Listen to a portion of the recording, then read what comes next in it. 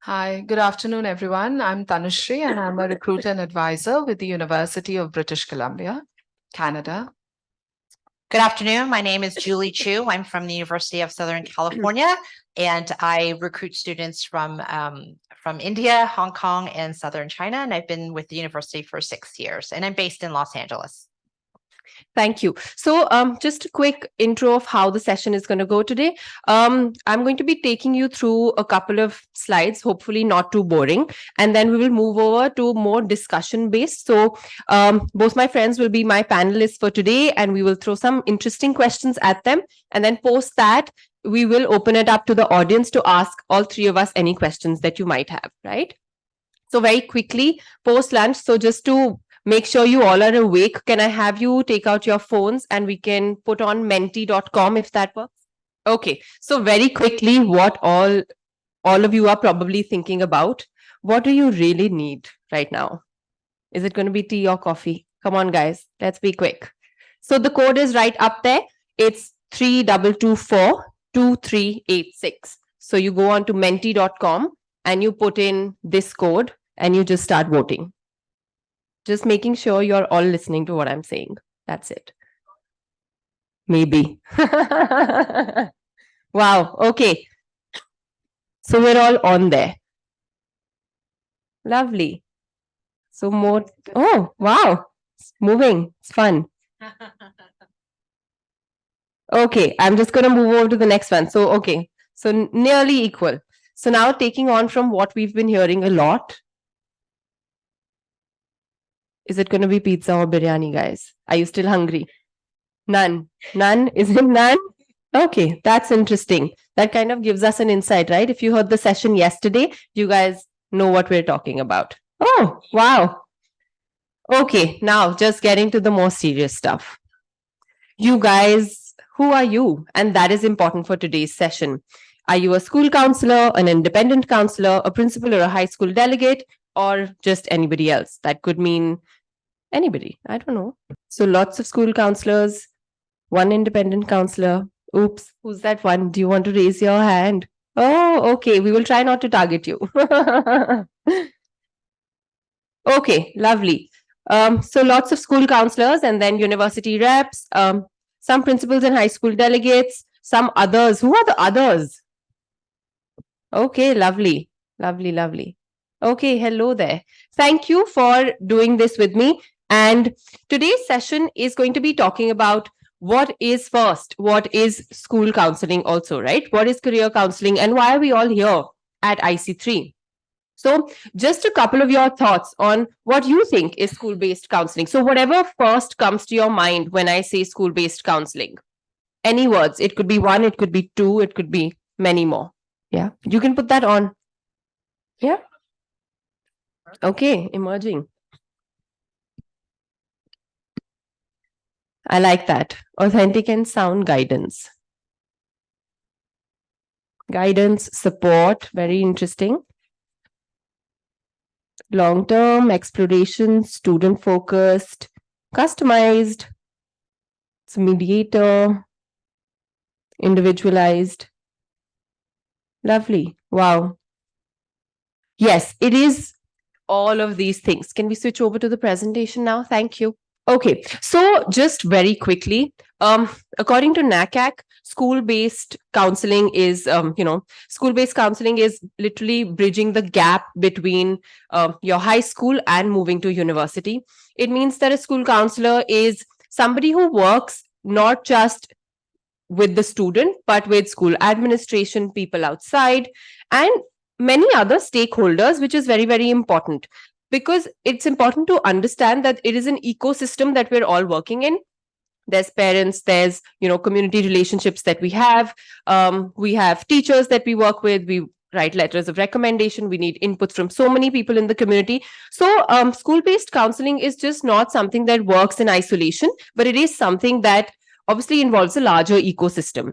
Something interesting to note is that when high schoolers talk to school-based counselors, they are 6.8 times more likely to use something called FAFSA, which provides them aid, 3.2 times more likely to attend college, and 2 times more likely to do a bachelor's degree.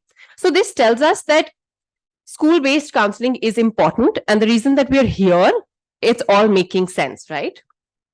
Moving on, I did some research to try and understand what people understand our roles and responsibilities are like, right?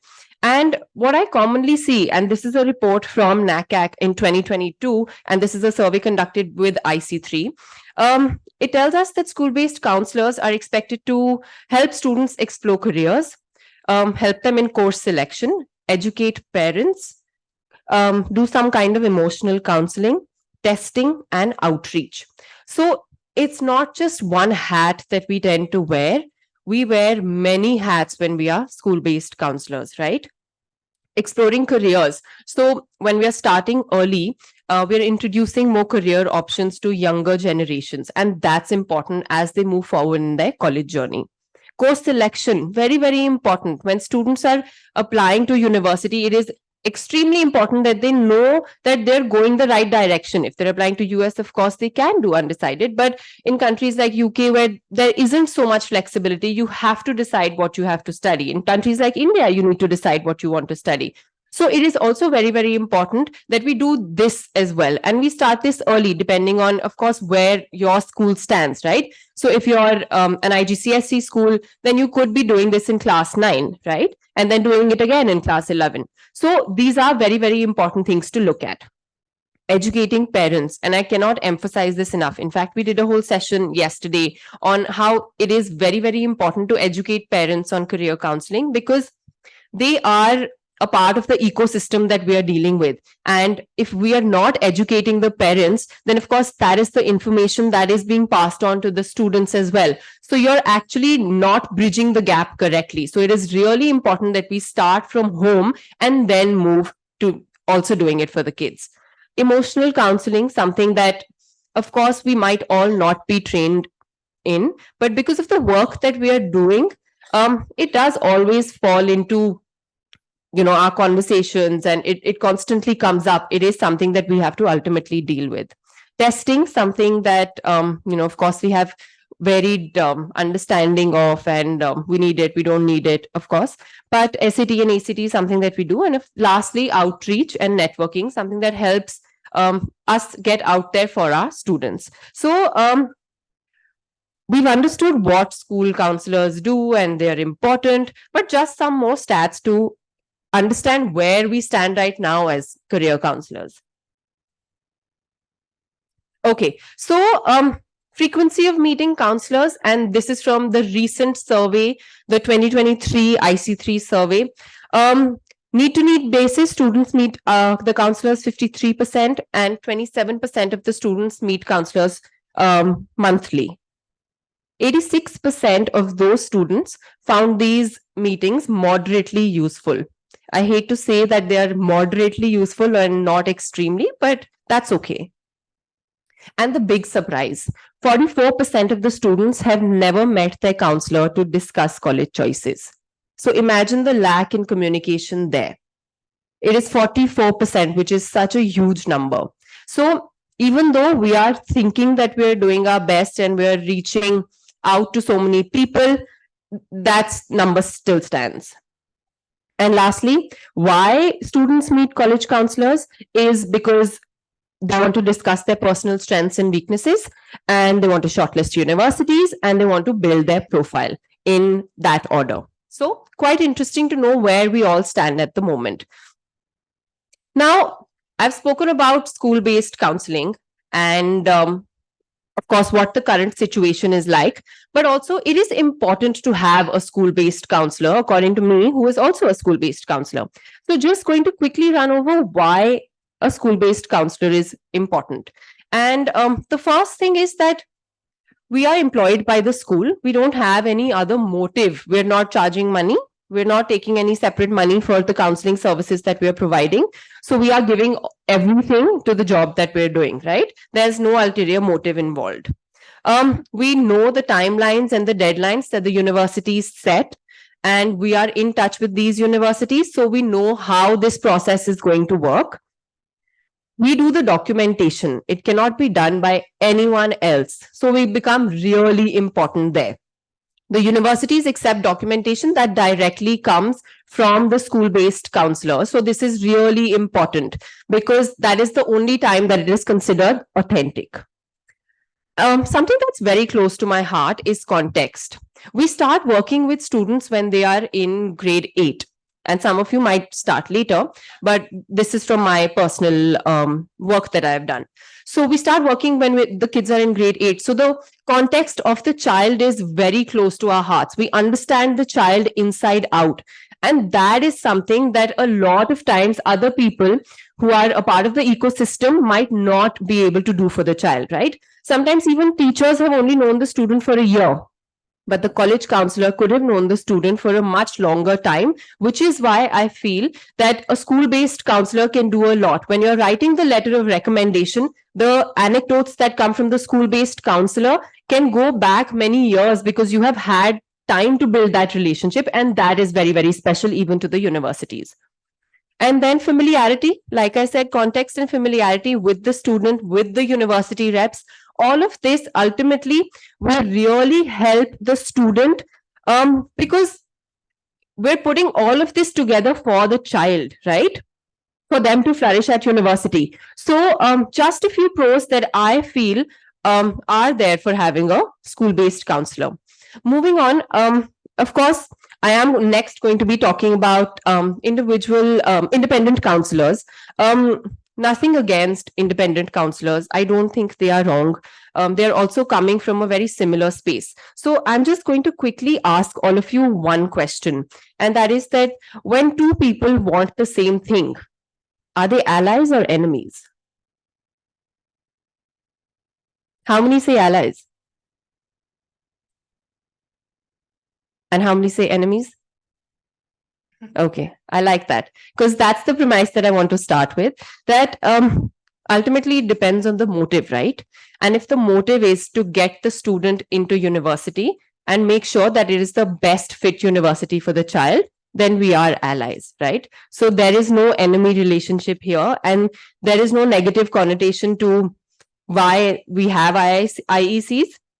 So I'm going to quickly move over to why parents go to IECs, right? Because there are many reasons that parents tend to go to these IECs. Okay, so the first, parents will assume that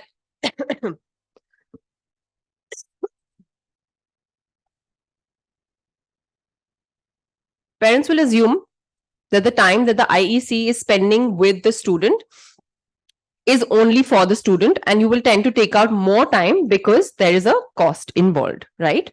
So that is the first premise that the parents go with, that my school counselor either is not present or has too many kids to work with. So I need more individualized attention. I will go to a IEC who I will pay and they'll give me more time. Absolutely okay. We all go to doctors for second opinions, right?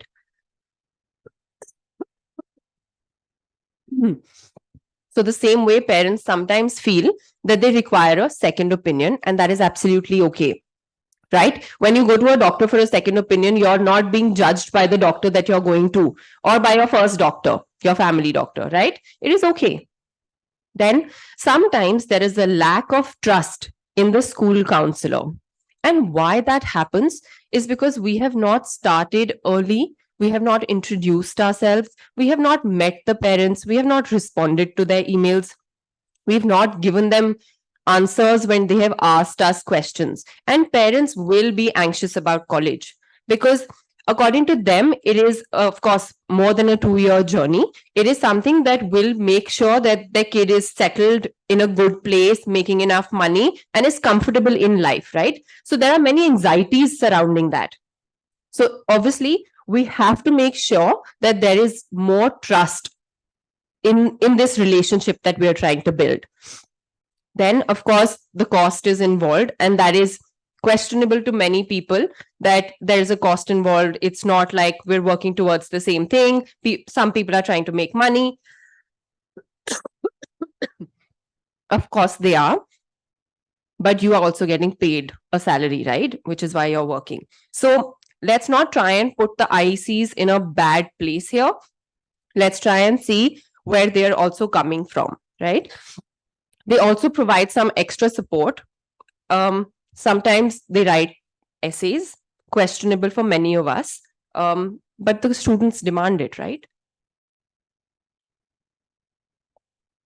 So it's unfortunate that this is a demand in the market, but we have to actually have a conversation around this with the student. And this comes from, there has to be an ethical understanding for the student as well, that am I going to be okay with the fact that someone else is writing my essay, presenting somebody else's work? So that's another discussion to have, of course. And then form filling, something that I don't understand. Why students need to go to people to fill a form, but it is done. Sorry about my throat. So it is done. So this is another thing that we often see happening very, very often, right? So these are just a few points that I thought when I spoke to many of the parents, that why do they really go to IECs?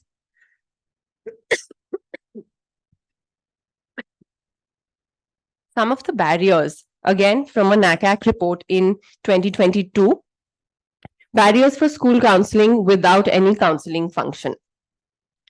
So there is a lack of funding to hire a counseling team in many places. No requirement. So the school doesn't understand the importance of having a school counselor. Difficulty in finding a professional. So a lot of places, small towns, and I've been having a conversation with many people, even here today, that it is very difficult to find school counselors in smaller towns. Those students will tend to obviously go to IECs, right? And lack of infrastructure and support to the counseling function in school. That is also another reason. Thank you. So these are just a few things to keep in mind when you're working with, because it is inevitable that you will find yourself dealing with IECs and students having IECs.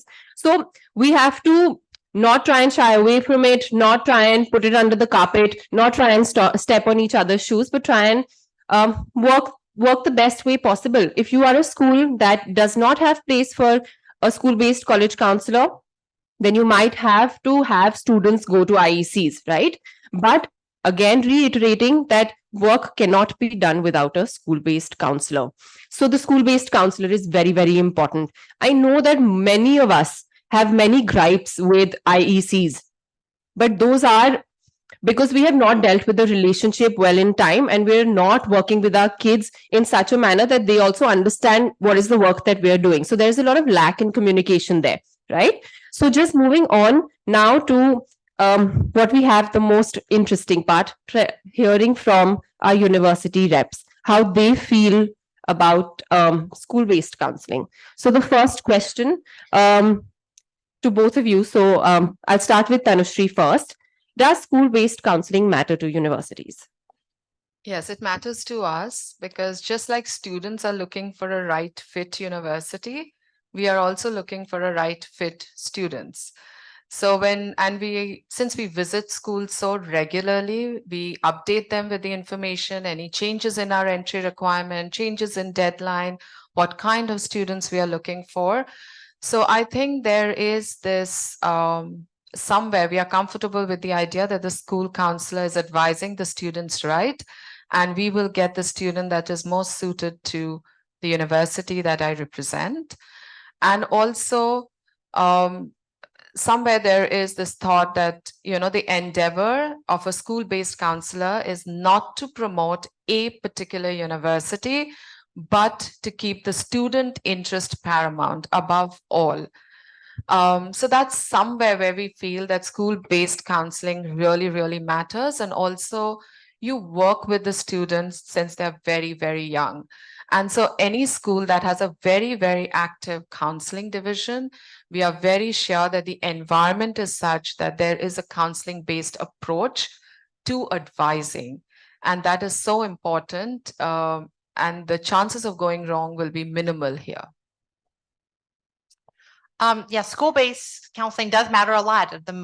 First and foremost is the authenticity, as Arshita mentioned earlier, of the documents submitted to us. The LOR, the transcripts have passed through your eyes. There's a lot of trust in this process. You're trusting that I will read the application, that I will, dedicate my time to read it carefully because I appreciate the work of the student as well as the counselor in putting forward this application.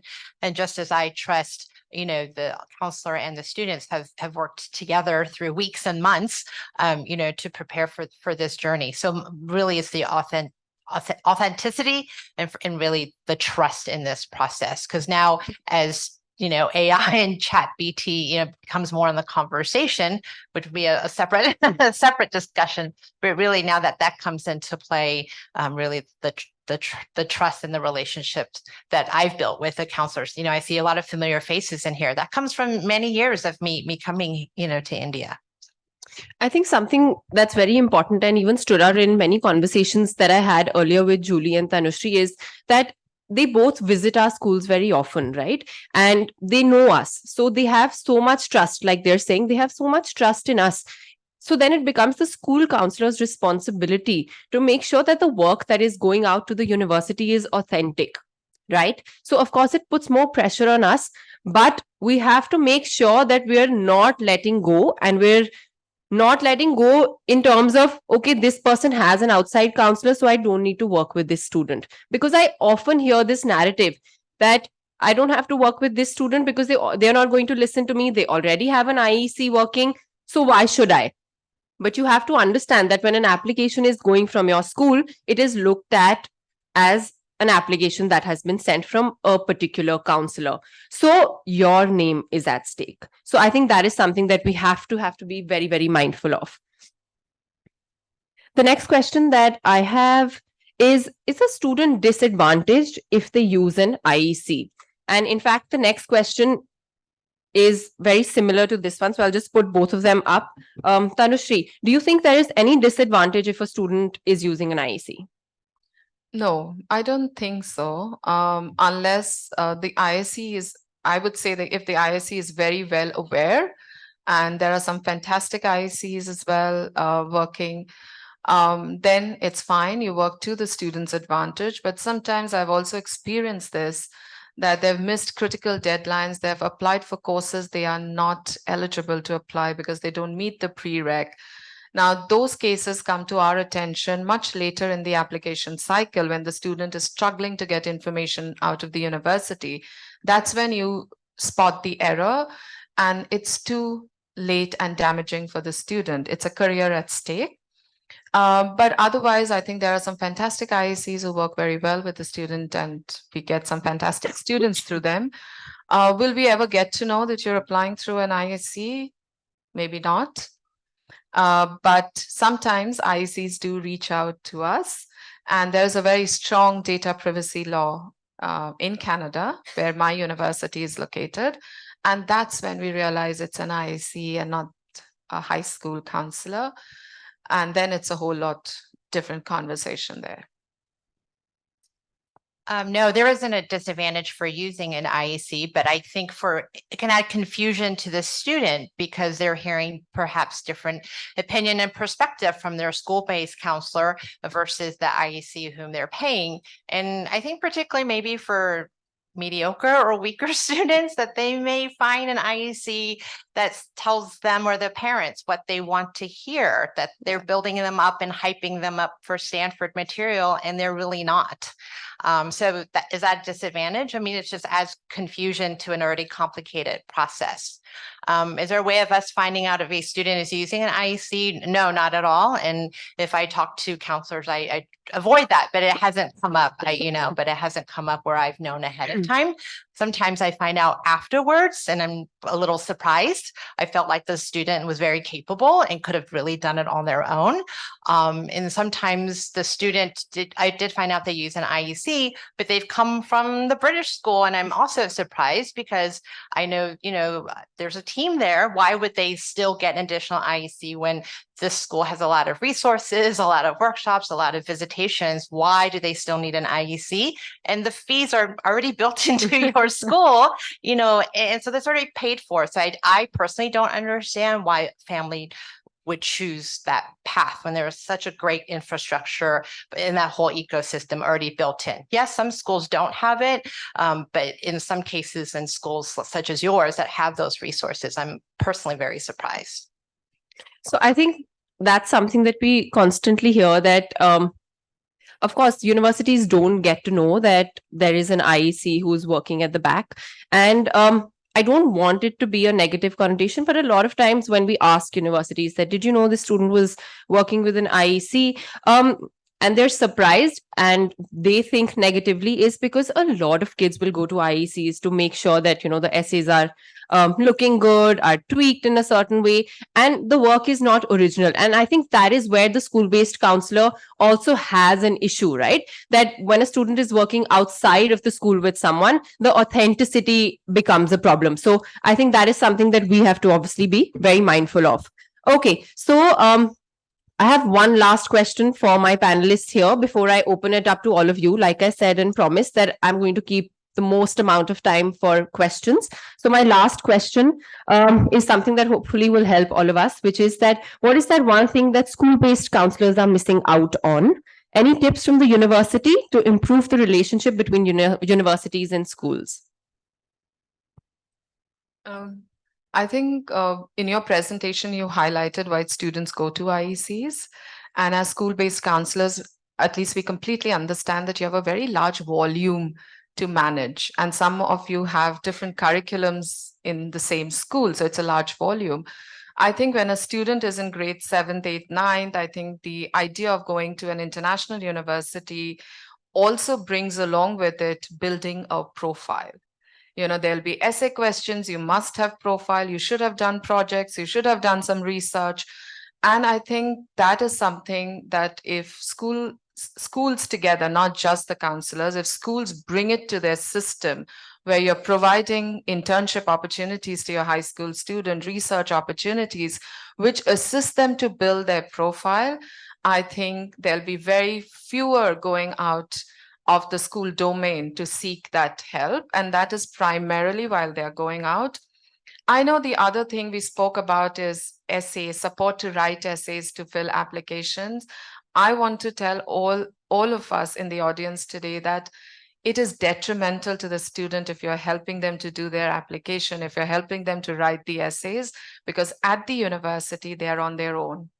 And if they haven't been trained to test the rough waters now and be admissible because of their own strength and qualities, then again, it's not the right fit that they're going to, and they will start struggling.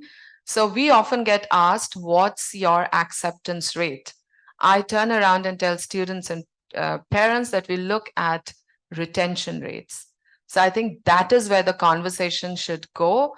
Retention is very, very important. And if you do it purely because it's your own essay, it's your own thought, then the retention is going to be higher, irrespective of the institution you choose to go to.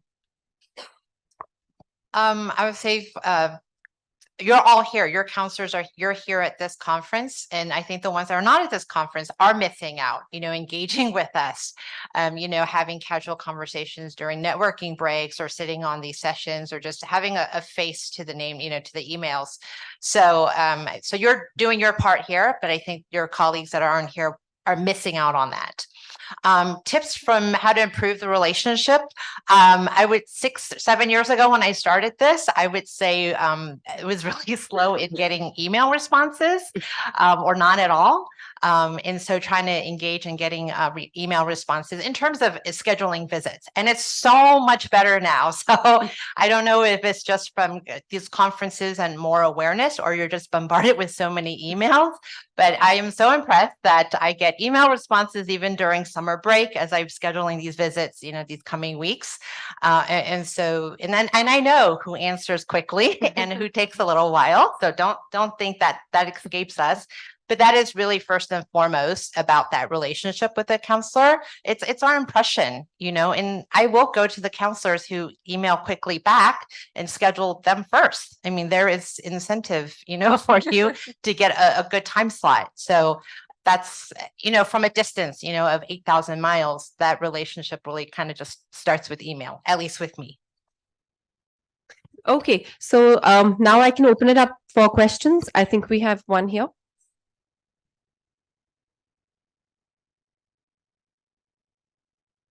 Hi, Ms. Bhattacharya. I actually went to UBC Vancouver myself in 2013 for my bachelor degree. And my question stems from the fourth question here, which talks about the relationship between universities and schools.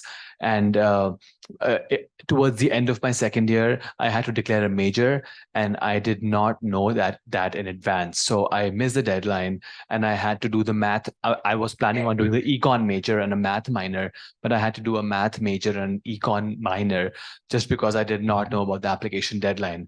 And no counselor I spoke to back home had that information. And my counselor was not from a small city. My counselor was in Bombay at that time.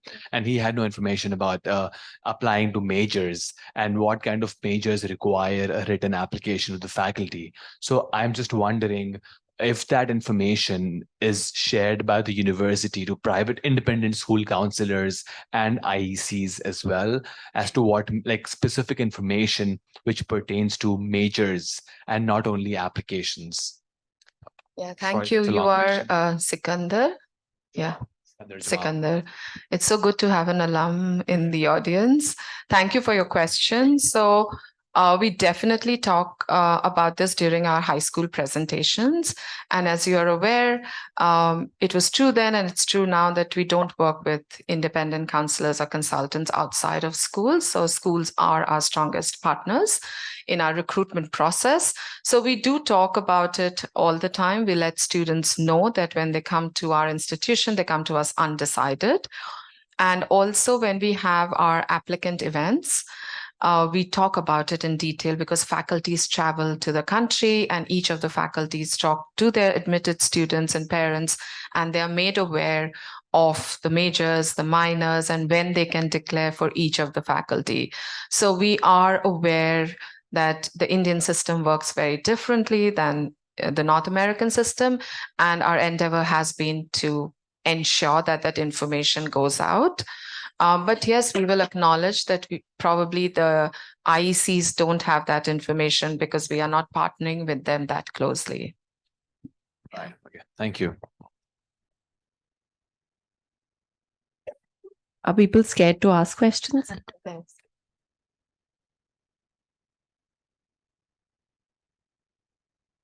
Hi, so I have a question. Tanushree, you just mentioned the word research.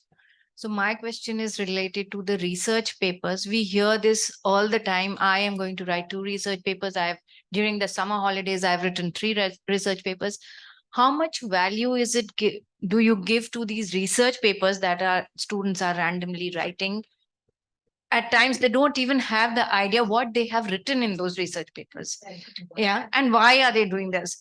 So how do we guide them as school counselors? No offense to the IECs, but how do we guide our students that what is the percentage of important, like how much importance is given to these research papers? They are not doing their IB extended essays in school.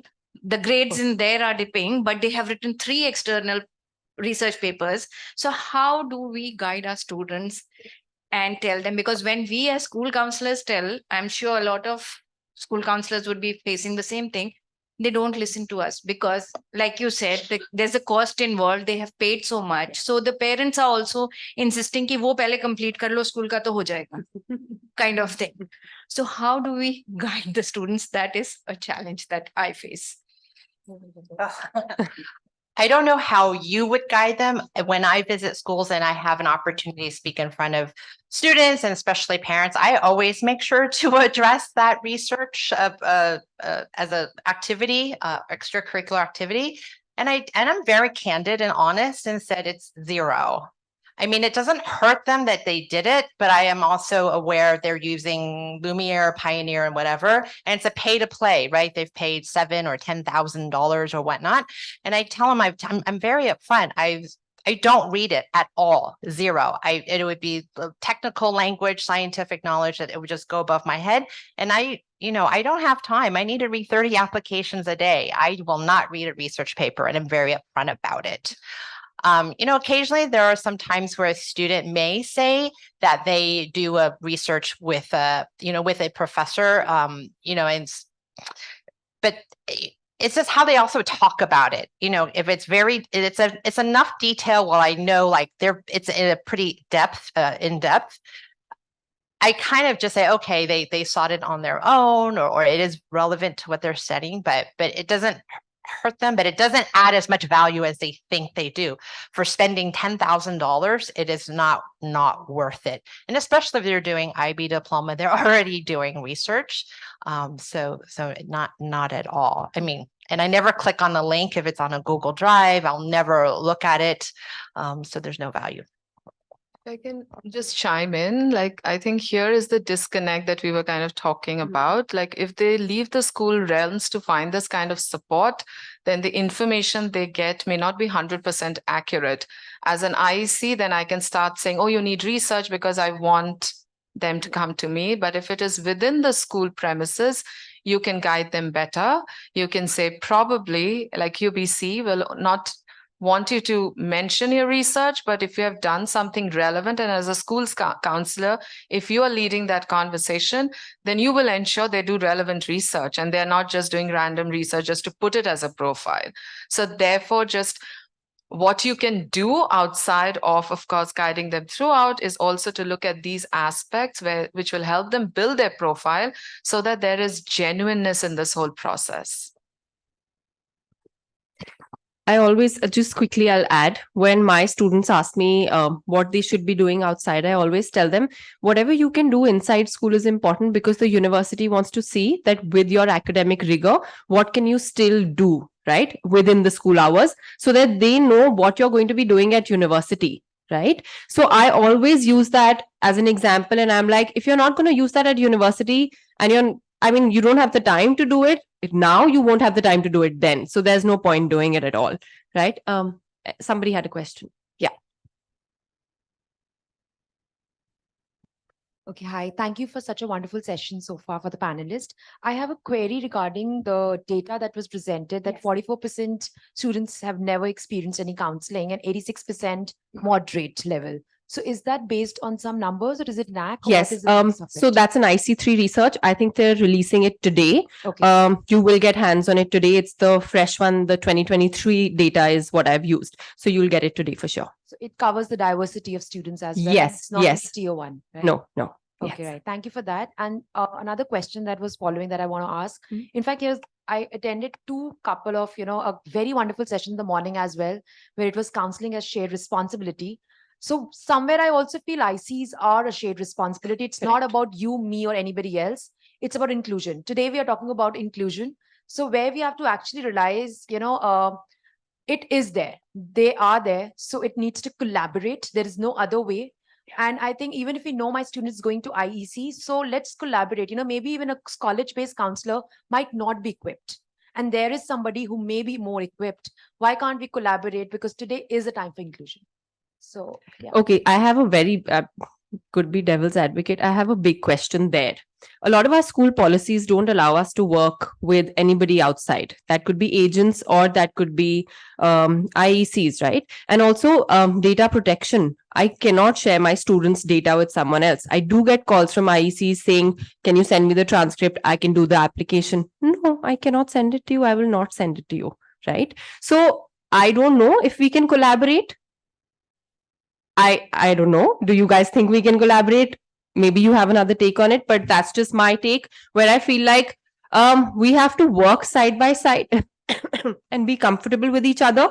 We might not be able to have us working with each other directly, though. And I don't know what the universities feel about that, though. Actually working. What about students who are actually working with the IECs and they want the transcript because they have to apply through them? I will give the transcript to the student whose transcript it is. Yeah. But I will not send a transcript to a IEC because IEC, as per data protection, I am not allowed to do that. right? got it. And when an IEC sends a transcript to, for example, UBC, it is unacceptable, right? So the circle, you can't close the link. You have to go through a school counselor. And that is why my presentation is only talking about why it is essential to have a school counselor, because that is the support that will get the child into university. Of course, you can take extra support. Everybody goes to tuitions. We're in India where so many kids are using tuition centers, right? I'm not saying they are wrong. Of course, you please support the kid, because our ultimate goal is to make sure that the student is getting into university. But will I say, yes, you are my student, why don't you go to an IEC? No. A teacher is never going to say, go to a tuition center, I can't teach you. Yeah, So it's the obviously same that's thing. the decision of the student and parents. Yes, absolutely, Okay. absolutely. But I think there has to be a system where, like, because the motive is same. So some kind of support from the school counselor to the independent counselor in an indirect fashion, because it is for the help of the student ultimately. I don't know how that's Yeah. going to work, so I'm not going to So I think comment. there has to I be have a lot lots of discussion nods all from around school regarding counselors saying Yeah. no. So maybe, I don't know, you could come up with a way that might be okay for both sides. But So that comes to the same point, are we aliens or are we? exactly what I said. Are we allies or are we enemies? Yeah. And that's why I started with that, because we do have the same goal, but what is our motive is it's important, right? Is our motive altruistic or is it not? So that's like, a question. I have played the dual role of being an independent consultant as Yes. well as I'm visiting few schools. Okay. So the part from where I'm coming, Northeast India, schools can't afford to have full-time counselors. Yes. And they, even if they have, like, they can't, the system is such, they can't, they are not fully aware, and they are not exposed to a lot of things. So then in that case, like, I being an independent consultant, I can mediate and help people who want my personal help in those levels. So I think then yeah. the school has to directly So as, have you ma'am as a told me. vendor. You know, Yeah. if a school has you as a vendor, then it is absolutely okay for you to work in a certain fashion, because then the university is aware that you are working directly with the school. So the school, so you could be working with 7 or 8 schools like that, and you could be a vendor on their board, and that's okay, I guess, right? Because the school is authorizing you. But if you're not authorized by the school and the student is separately going to you, then to be able to reach out to the university or send documents to do the application, that might not be possible. So I think this, my question is to Tanushree, ma'am. You should actually look into the school profile, where the student is coming from, and then decide whether you are supporting the independent counselor or the school counselor, and how to collaborate. I think, as Arshita mentioned in the part of the presentation, that verification of documents or authenticity of a document is very essential. In the post-pandemic world, we are accepting documents online, right? There are no paper-based documents. Now, where is the authenticity of that document? We know how AI, how students can change templates, whatever. So we will only consider a document official when it is received from the school's domain. No Gmail, no Hotmail, no private counselors. And I know that you're doing a great job because you are providing opportunities for those students who may not have had those opportunities had you not been there. But unfortunately, it is not about a particular region within a particular country. A policy of the university is a global policy. So if we change it for one, we cannot change it for everyone else. So while we acknowledge the fantastic work that you're doing, we are unable to authenticate documents coming to us outside of the school realm. Students can upload their documents, but before their offer is finalized, we need the school to verify those documents for us. And it will have to be the school's email address. It cannot be a private email address, unfortunately. I think we have a question back there. Yes. Uh, Oh, sorry. Okay, so from Julie ma'am, I mean, I believe that no question is too naive. So you said maintaining good relationship university requires timely reply to the mails. What else do you expect from the schools? Oh, what else do I expect? That's a good question. I mean, obviously, if we request to visit, then hosting us, And then I'm happy to stay back or come early if a counselor requests extra 5 or 10 minutes, to be familiar with each other or explain, just for you to be familiar with USC or ask about our new early action policy or whatever it is. I'm happy to do that. So I'm happy to share knowledge. I mean, I understand it's a very complicated process, and you don't know how long I've been working at USC, and you could be new to the profession, and I'm happy to provide that information. So I guess that would be what I would share. I don't know what else. Yeah. Yes. Hi, good afternoon, everybody. My question revolves around profile building, and I must accept that I'm very, very confused at this point. Yeah, because we have been hearing from a lot of admission officers, a lot of counselors about profile building and importance given to deep learning, importance given to research.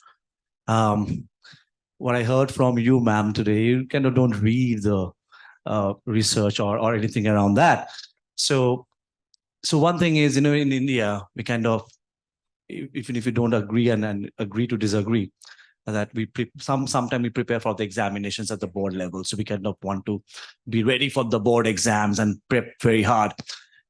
Over the last few years in different schools, we have been talking big about how they need to go beyond their scope of work. They need to go beyond content, and they need to dig deep, and maybe have a couple of research papers, journals published that will probably show to the universities that I went beyond the scope of work. And mind you, we all schools in India are not IB schools. IB gives an opportunity to do IA and extended essays. Cambridge schools have recently launched IPQs, which are equivalent to IB extended essays.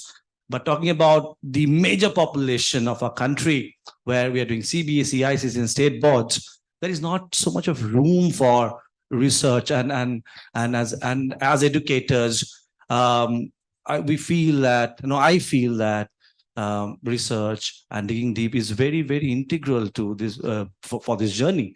So I'm really confused when you said that you kind of don't look. Is it? So I don't know whether it is done by all admission officers. Maybe my ignorance. Maybe you can clarify that bit. I can't speak for all admission officers, but yeah, we're under a time crunch. I mean, we have a high volume to read applications. We're not going to spend the time to read the research papers. And then also when students, highlight that maybe their research paper was published, one, it could have been gotten through family connections. I mean, I know how India works, right? And then maybe the agent or not the agent, but the organization that is publishing it, is just maybe very minor. I mean, it's not the New York Times, so that's different. So I'm not going to go authenticate that either. What I meant was not reading through, but reading in their resume that they have done this and that, and giving an importance to that. So it's not any more important. I mean, if a student did it and spent $10,000 on it, it doesn't harm them, but it doesn't add the value that they think it did. If they want to do it for their personal enrichment and they want to spend their summer break doing research and not go to Disneyland, then that is fine.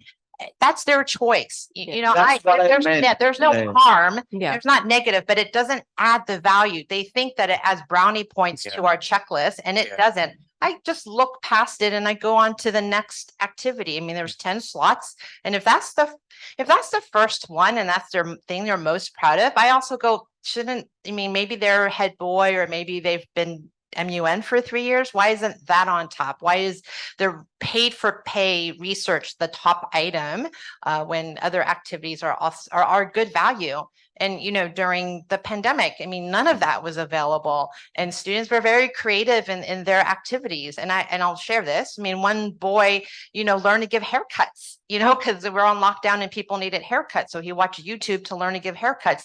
He listed as his 10th activity, but I found value in it because it was unique, but you don't have to do expensive activities. That was a very humble thing. And at that time during lockdown, for me, that was fine. And majority of the research that our kids do, they're free of cost research, no, not paid.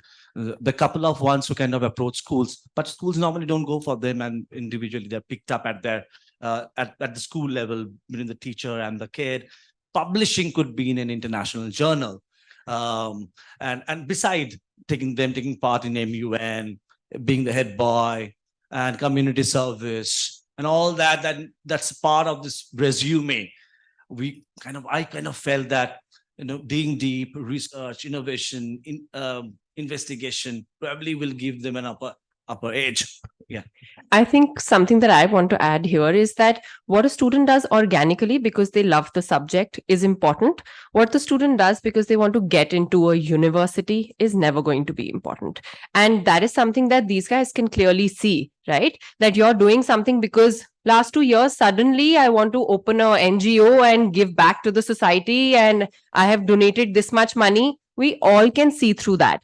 And that is the kind of stuff that the universities are not getting fooled with is important. Yeah, I think when students choose to participate in those research, it's a checklist, it's a bucket list. Like I need to do research, I need to do summer internship in order. Those are the checklist to apply for university, because that's what the last batch, who got into USC, that's what they did. And they want to replicate that. And there isn't a formula to do the same thing. Yeah, I really like that organic bit. I'm talking about an organic process. And that doesn't happen in 11 and 12 when you kind of not been taught how to write your hypotheses and variables and blah, blah, blah. I'm talking about a very organic process, starting from the middle school, some starting in the primary years. And by the time they pass out grade 12, they have got 5-6 research papers published under the name. I'm talking about that organic process. And I've got examples of that. Yeah. I know. Yeah. Absolutely. I'm talking about can that. I just Organic. consolidate for you, if you don't mind? Can I just Yeah, please, consolidate please. that as my experience? Yeah. I think what Julie and Tanushree will agree with me, because we've dealt so closely and we see these profiles, so-called in quotes. I think it's the skills that they are looking for.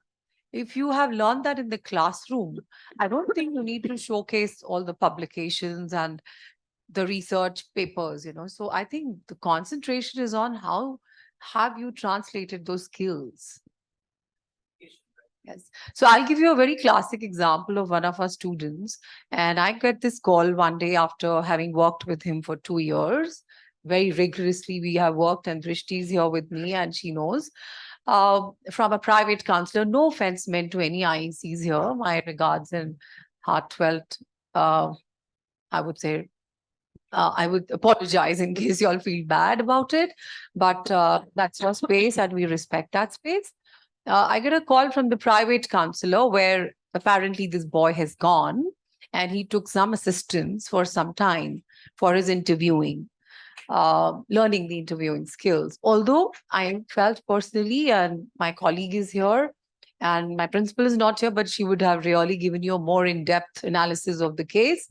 We really felt that he did not require any support from outside because he was a child who was the best debater in the country, I would say, rather, and I get this call from one of the IEC's office, a junior counselor, who calls and tells me, oh, I will not name the child, but he got into Oxford. So you must be aware. I said, well, he's my student. I am aware. And he is a Vasant Valley child. So I respect what you have done with the child, but you cannot take away what the school has done with him. I said that to the counselor because I felt offended that he has been with us from the foundation years, and you cannot create a debater in 15 days and 20 days or 3 months, right? So he's a debater by the school, the way we nurtured him, the way we gave him the platform, his English teachers getting involved, his history teachers, knowing him to the core. So that was my answer to, the IEC. And there was the same case. He got a call from Oxford. I just want to share that. But it was a conditional offer. And we were very scared for him because his math was not very strong. But he went for a program that is, I guess the math is not a major requirement, but it is an essential requirement. I'm sorry if I'm taking it's just so close to my heart, this topic, that I thought I'll just share the case. And it was the school, actually, he did not meet the requirement by a few points. It was so disheartening when we got that call. and we got to know that he did not make it to Oxford at that point of time when the conditional offer came. And his mother was in our office. He was in the office. They requested us to send emails to the Oxford University. And we took 4 days to write the email in a certain way that we highlight his mathematical skills. So there was no outside counselor who could do that. It was the school that sent all the information. And let me tell you, he's got the offer. So I just wanted to. So we have, sorry, just one. So from our virtual audience, Miss Handa has put in a comment. She's saying, when would a student study if she writes 3 research papers for publication? Okay, so yeah, and that is things. My question is, what study? What isn't research study? Okay, forget about that. One second, I would like to take my virtual audience into this as well. Miss Handa, do you want to add anything to this conversation? Something that you want to say? Any comment? Sorry, I'm just unmuting myself. Yes, we can hear you. Arshita, yeah. What I wanted to say, I think colleges fully understand school years are spent in the school curriculum, and they spend it for the school curriculum, and they spend a lot of time performing well for that curriculum. So if you are actually going to create a curriculum of your own, so to say, and not concentrate on what you're in school for, but give greater preference or precedence to this, how would you be a good student, even if you do it organically, primary, and you've been taught to do research? The first question to understand is a school is there in school to finish that curriculum to perfection. That's my opinion. Yes, thank you so much, Miss Handa. So I think what she's trying to say is that you only have 24 hours, right? And the school has factored your study hours in those timings that you have. And when the university asks you to fill the Common App, they ask you how many hours per week you're doing. So I think that will cover most of it. A student can't be doing 40 hours per week of, let's say, research work and do 10 other things. So that's all. I think we're also running short on time. So any closing comments from you guys? Anything that you want to say? Okay, so just I want to end on a note that no one can whistle a symphony. It takes an orchestra to play it. And that's what we really need to leave this room with, that it is all of us together who do everything that we can to make sure that the student is going to the right fit university. So nobody's the enemy here. We're all allies, and I hope we can work like that. Thank you. Thank you to my amazing panelists for being here, and thank you, audience, for being so interactive. Once again, thank you, and thank you to the virtual audience. Thank you.